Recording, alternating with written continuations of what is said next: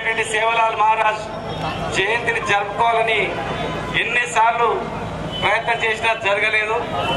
మరి గత 2 సంవత్సరాల క్రితం మేమందరం కూడా సేవలాల్ జయంతి ఉత్సవాన్ని జరుపుకోవాలని చెప్పి మరి అధికారికంగా ఇలా జరుపుకుంటామంటే మరి మీకు అందరూ కూడా తెలుసు.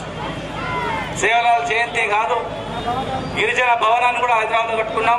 మహబూబ్ నగర్ లో కూడా ప్రతి సంవత్సరం మనం ఓ రోజు జెడ్పీ గ్రౌండ్ లో, ఓ రోజు అంబేద్కర్ భవనంలో జరుపుకునేది.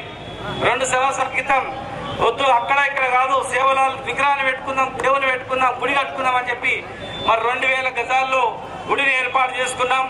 40 లక్షలతో పనులు స్టార్ట్ అయినాయి. 1 కోటి రూపాయలతో పక్కనే గిరిజన భవనాన్ని కూడా కట్టుకున్నాం. మీకు అందరు తెలుసు. మరి అవే కాకుండా గిరిజన పాఠశాల, గిరిజన వసతి గృహం, మరి గిరిజనులకు ఎన్నో రకాలుగా చేసుకున్నాం. ఇంకా చేయాల్సింది ఉంది. ఆ మహనీయుడు ఆ సేవలాల్ మహారాజ్, మన దైవమైనటువంటి ఆ సేవలాల్ మహారాజుని ప్రతి తాండాలో కూడా మనం విగ్రహాలు పెట్టుకొని వారి పూజలు చేసుకుంటూ ఈరోజు సంతోషంగా గడుపుతూ ఉంటాం. ఇంకా ఎన్నో కార్యక్రమాలు మనం చేసుకునేది ఉంది.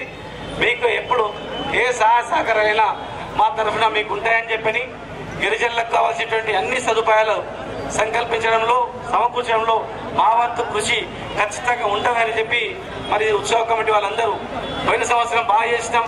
ఈ సంవత్సరం ఇంకా ఘనంగా ఊరేగింపు కార్యక్రమం చేస్తున్నందుకు మీ అందరికీ మనస్ఫూర్తిగా అభినందిస్తూ ఇప్పుడు